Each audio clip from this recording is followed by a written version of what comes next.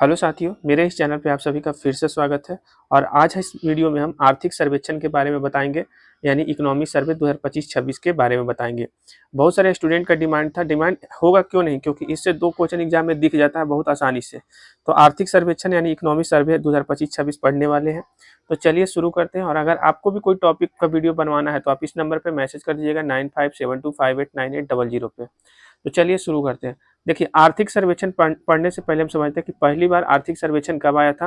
तो 1950-51 में आया था पहली बार। क्वेश्चन पूछा जाता है कि सबसे पहली बार इकोनॉमिक सर्वे यानी आर्थिक सर्वेक्षण कब आया था। तो 1950-51 में आया था। और हम लोग अभी पढ़ रहे हैं 2025-26 वाला आर्थिक सर्वेक्षण। तो 2025-26 का आर्थिक सर्वेक्षण जो है उस संसद में कब प्रस्तुत किया गया था। तो 29 जनवरी 2026 को प्रस्तुत किया गया था। किसके द्वारा प्रस्तुत किया गया था? तो वित्त मंत्री निर्मला सीतारमण के द्वारा प्रस्तुत किया गया था। तो पहला क्वेश्चन तो पूरा आपको याद हो गया होगा कि आर्थिक सर्वेक्षण 2025-26 संसद में कब प्रस्तुत किया गया था। तो 29 जनवरी 2026 को।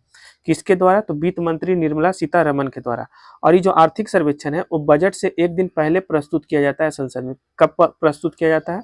तब बजट से एक दिन पहले प्रस्तुत किया जाता है। अच्छा, इसमें होता क्या है? तो इसमें बीते साल का लेखा जोखा होता है, पहले क्या क्या खर्चा किया गया है उसके बारे में, और आने वाले समय में कितना क्या चीज पे खर्चा होगा उसके लिए सुझाव रहता है। तो वही कह रहा है कि बीते साल का लेखा जोखा रहता है और आने वाले साल के लिए सुझाव रहता है। तो यही होता है आर्थिक सर्वेक्षण के अंतर्गत। और 1964 तक जो आर्थिक सर्वेक्षण यानी इकोनॉमिक सर्वे जो था ना, वो बजट के साथ ही पेश होता था। 1964 तक ये बजट के साथ ही पेश होता था, लेकिन 1964 के बाद से ये बजट से एक दिन पहले पेश किया जाने लगा संसद में। आगे चलिए, यहाँ तक तो कोई दिक्कत आपको या कोई भी डाउट नहीं होगा। डाउट होगा तो आप लोग कमेंट कीजिएगा कि भैया इस टॉपिक में यहाँ पे डाउट रह गया हमको, तो हम कोशिश करेंगे अगले वीडियो में उसको क्लियर करने का। अब देखिए, जो आर्थिक सर्वेक्षण है वो तैयार कौन करता है? तो आर्थिक मामलों का एक विभाग होता है, वही इसको तैयार करता है। तो आर्थिक सर्वेक्षण तैयार कौन करता है? तो आर्थिक मामलों का एक विभाग। और किसके मार्गदर्शन में तैयार किया जाता है? तो मुख्य आर्थिक सलाहकार के मार्गदर्शन में इसको तैयार किया जाता है। तो आर्थिक सर्वेक्षण यानी इकोनॉमिक सर्वे को आर्थिक मामलों का एक विभाग तैयार करता है और मुख्य आर्थिक सलाहकार के मार्गदर्शन में तैयार किया जाता है। क्वेश्चन एक्स्ट्रा ये बन सकता है कि अभी वर्तमान में मुख्य आर्थिक सलाहकार कौन है। तो डॉक्टर वी अनंत नागेश्वरम। जो डॉक्टर वी अनंत अनंत नागेश्वरम जो है वो अभी वर्तमान में मुख्य आर्थिक सलाहकार है। और इन्हीं के मार्गदर्शन में 2025-26 वाला जो है आर्थिक सर्वेक्षण तैयार किया गया है आर्थिक मामलों के विभाग के द्वारा। तो यहाँ तक तो आपको कोई डाउट नहीं होगा। अच्छा, ये जो आर्थिक सर्वेक्षण 2025-26 है इसमें कुल कितने अध्याय है? तो कुल 16 अध्याय है। क्वेश्चन यहाँ से एक बार एग्जाम में दिखा है कि कुल कितने अध्याय है। तो 16 अध्याय है। अच्छा, ये जो आर्थिक सर्वेक्षण 2025-26 हुआ है इसका उद्देश्य क्या है? तो उद्देश्य है अर्थव्यवस्था की समीक्षा करना और नीतिगत सुझाव देना, यही इसका उद्देश्य है। आर्थिक सर्वेक्षण यानी कि जो इकोनॉमिक सर्वे 2025-26 वाला जो हुआ है इसका उद्देश्य क्या है? तो अर्थव्यवस्था की समीक्षा करना और नीतिगत सुझाव देना, यही इसका मुख्य क्या है? उद्देश्य है। ठीक, मुख्य मुख्य पॉइंट जहां से क्वेश्चन पूछा जाता है वही टॉपिक हम इसमें शामिल किए, एक्स्ट्रा कुछ शामिल नहीं किया।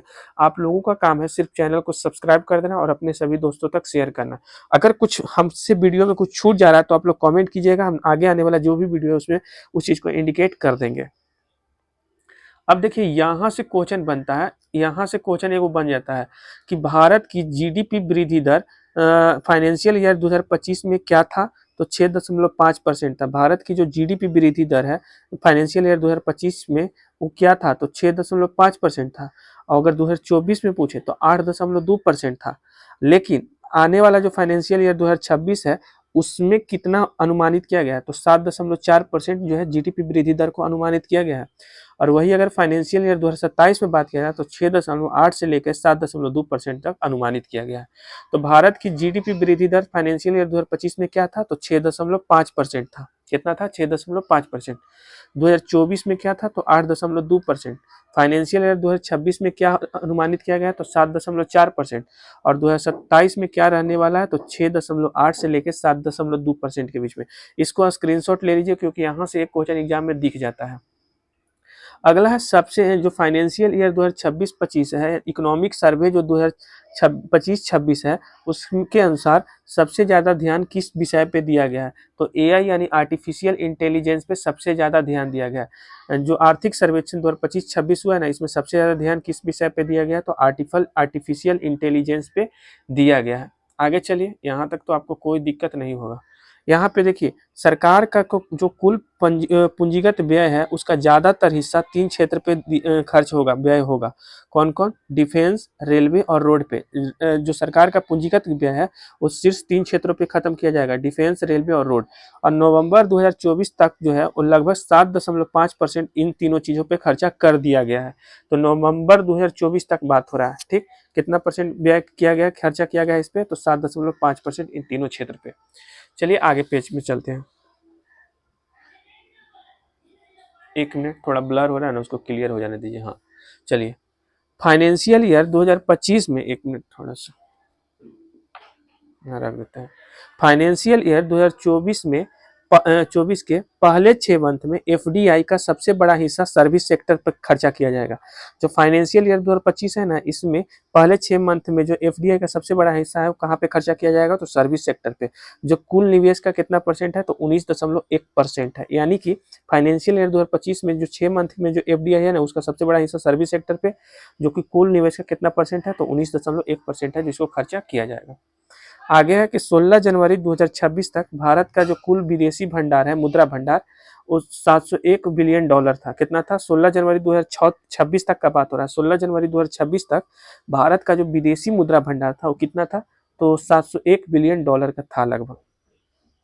इसके अलावा राजकोषीय घाटा, तो सरकार ने फाइनेंशियल ईयर 2026 के लिए, कब की बात हो रहा है? तो सरकार ने फाइनेंशियल ईयर 2026 के लिए 4.4% जो है राजकोषीय घाटा का लक्ष्य रखा है। फाइनेंशियल ईयर 2026 का बात हो रहा है।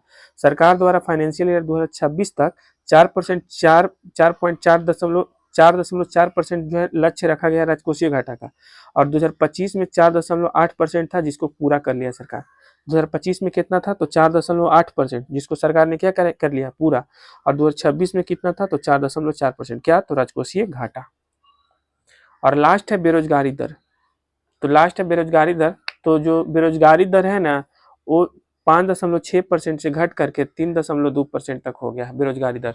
तो इसको भी आप याद रखिएगा, यहाँ से भी क्वेश्चन पूछा जाता है।